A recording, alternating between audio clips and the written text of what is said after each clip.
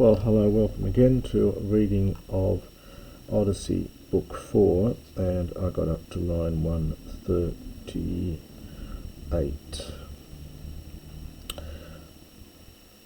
So, at this point, we've seen that Helen has entered into the Megaron, and with some of her servants, and her basket, which is on wheels, and she's got all her weaving and her distaff and wool and so on. And she now speaks and says, Idmen de menelao dia trefes. So idmen from oida, and this is a question here. So, O Menelaus, nourished by Zeus, do we indeed know who, perhaps the hoi goes with the tin, is whoever are these ones, and this is very deictic here, be pointing, these ones, androne among men, who literally boast to have come into our house. Do is a shortened form from doma, words meaning house and so on. This is a nice little short form of this. This is the infinitive from hikano, and so do we know who these are among men who boast to have come into our house? Pseusamai e etumon erio. This is a funny line that scholars have written and argued a bit about as to what it really means here. It's literally, it's a question, shall I lie, or will I speak etumon truly, or perhaps a true thing? Well, is she going to keep her views to herself? In other words, will I pretend I don't see something when I do see it, or shall I speak truly? And then she says, Kelatai demorthumas, but my thumos, my heart, Kelatai bids me, perhaps urges me on to say the truth. Uga potina femi e oikota hodi edestai. For, now the ugo goes with the pos, for not yet do I say, to have seen, idesthai, infinitive from horao, to have seen anyone thus resembling, or such a likeness, we might say, neither a man nor a woman. And then it's slightly broken up here. She says, reverence, or almost holy fear, holds me as I look on. It's almost parenthetical here. How this one, again deictic, pointing at Telemachos, heoike resembles Telemachos, the son of great-hearted Odysseus. This is the dative from huios. It's a third declension noun in Homer. This is from the megale, of course, and the aetor, the heart, so great-hearted Odysseus, whom, and this is the same line we had earlier, in fact, whom he left in the house being a young child, being neon, being young.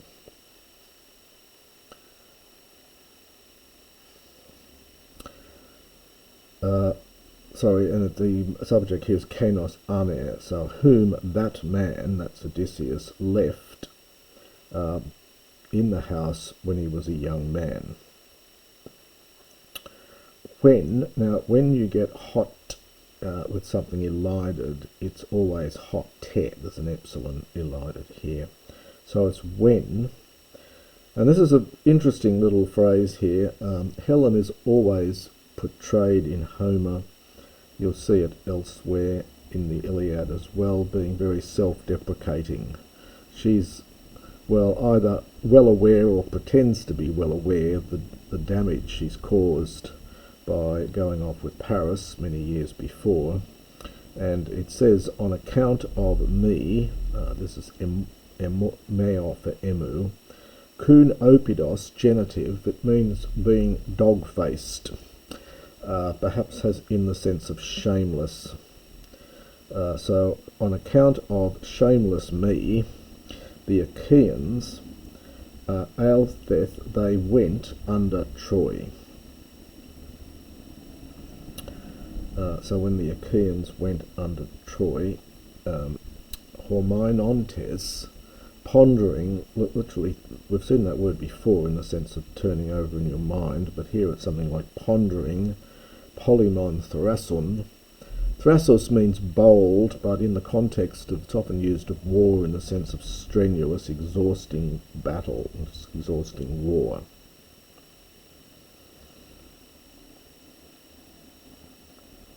So when the Achaeans, on behalf of me, on account of shameless me, they went. This is a funny form from Aelthon, but it is a third person plural. They went under Troy. So pondering, strenuous war. Ten de ap amebominos prosepha exanthos Menelaus. And so blonde-haired Menelaus, replying, addressed her. Standard line. Huto nun gai ka noio gunai hos iskes. Thus, so he says, thus now I also noticed gunai, a wife. This is the vocative from gunai. Hos su iskes might mean something like just as you noticed. So as you noticed. So I've just now noticed, O wife, as you have noticed, as you are noticing, for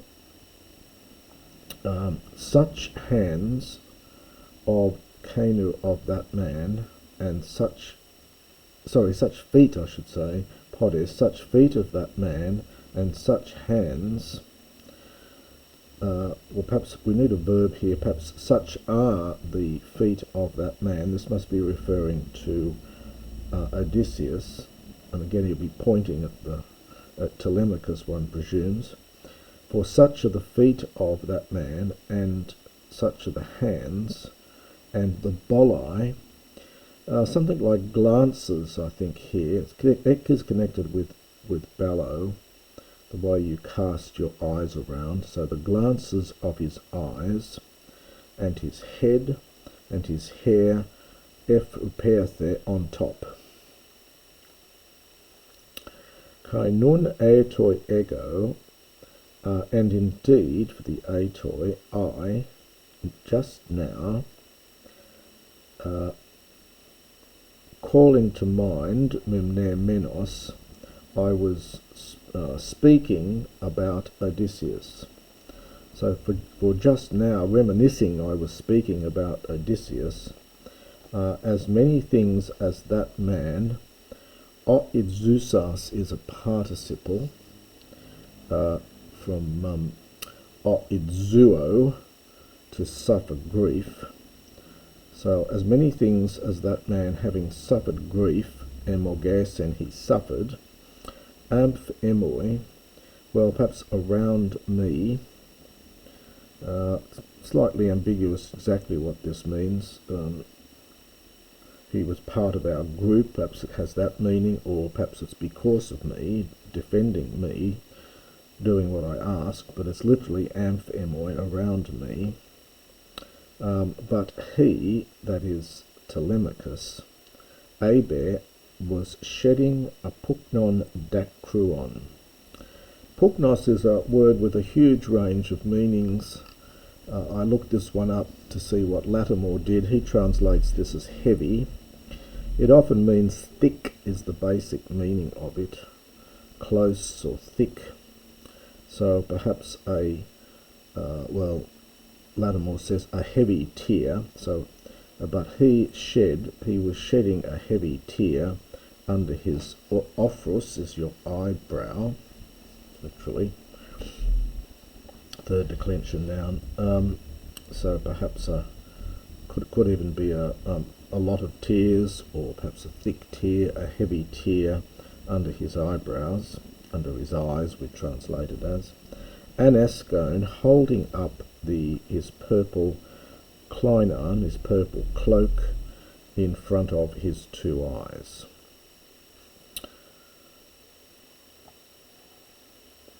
Ton dao Nestorides Peisistratos Antion Uda. And Peisistratos, the son of Nestor, I get that nice patronymic ending here, moreover, addressed him, Antion, well, perhaps in reply, sort of almost face to face, opposite him, so addressed him in reply, because he feels the need to do this because Telemachos has become so emotional, I think, and is young and embarrassed. So he says, Atrei Menelaia diatraphes. So Menelaus, nourished by Zeus, son of Atreus, Orkame, another vocative, leader of the people, leader of the host, Kenu mentoi hodrios etetumon hos agorues. This is truly, this is an adverb here, it's a neuter, so being used adverbially, so this is indeed, truly, the son of that man, i.e. of Odysseus, as you are saying. Allah sophron esti. Now this is an interesting example. In later Attic Greek you get sophron, and here we're getting the uncontracted original form. It's saos, connected with safe. So the original meaning of it, of course, sophron tends to take on a huge range of meanings, and it's very hard to get into English in later Greek. But he is often translated very prudent. Perhaps it's got the sense of he's extremely polite here. He's very prudent. Nemesatai denithumo. Now this is this verb here means something like he is loath. It would be dreadful. So he is loath in his heart, having come here, top proton adverbial, first of all, anaphynane, perhaps to make a display of epesbolias. This is a funny word. It means the throwing in of words or interruption. Perhaps to make perhaps reckless language, to sort of throw words around without thinking about them. So I would translate it here, he is loath to make a display of reckless language, antasethen, well, in your presence, literally before you, so in your presence. Now the hose with that accent, so like a god, must be imperfect here, I think. We were enjoying the speech of him. Now he is addressing Menelaus, but he uses to rather than su here, which is slightly odd. I couldn't see anything in the commentaries on this at all, but it must mean something like, for we were enjoying your speech like a god. Auta eme pro iake gerenios hypota nestor. So, but, this is quite a strong but, auta. So Nestor, the horseman, from Gerenia, so Gerenian Nestor, the horseman. This is a nominative, despite the ending here, which we've seen before. Sent, now this is from Prohiame, sent me ahead along with him to follow as a pompon, an escort, connected with Pempo, of course. So he sent me to follow along with him as an escort for eldeto, This is imperfect from Eldamai, and it's referring, the subject here is Telemachos, for he desired, he wished it set idesthai to see you. Offra hoi a ti epos hypothe se a ti ergon. So that, now the main verb here is from hypotythemi, to suggest or offer. Oddly enough, I think this is a future form here. You'd expect a subjunctive after offra, but I think it's a future form. The two can get mixed up a bit. So that he might, so that you might, so a second person singular, so that you uncontracted, you see that uncontracted form here in later Greek, these turn into an eta, and then the iota goes subscript, but here it's uncontracted, so that you might suggest hoi for auto to him either some word or some deed. So that you might suggest to him some word or some deed. Polyga algia eke patros paios oikomenoio in megaros. For the boy, now you could take this as a genitive absolute, but I think it's just a genitive of pais. So for the son of his father who has gone away, has many griefs in megarois, in the halls, for whom, now this is from the verb to be, there are no other, now this is a funny word, it's not that uncommon, the oseter in the nominative. It means a helper, often used of companions in battle, but here it's just helpers, I think. For whom there are no other helpers. Hos nun telemacho ho erkatai. Thus now, for Telemachos, he, that this is Odysseus, has gone off. So for Telemachos, his father is gone off, has disappeared, has left, nor, now the hoi here is tricky. It looks like it might go with the alloy, but if you look very carefully at the accent on ude, that tells you that this is enclitic, and the demonstrative hoi is not enclitic, so this must be the hoi auto. It's the dative plural. So nor are there others hoi for him who would alalkoyen.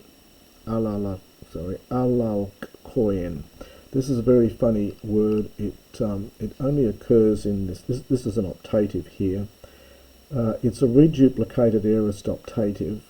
This reduplicated aorist form alalki only occurs in this form. There's no present form of this, although it is connected with other roots, but it means to ward off. So who would ward off about, up and down the land, demos generally means land in Homer, would ward off evil. So just to do that again, so, but now for Telemachos,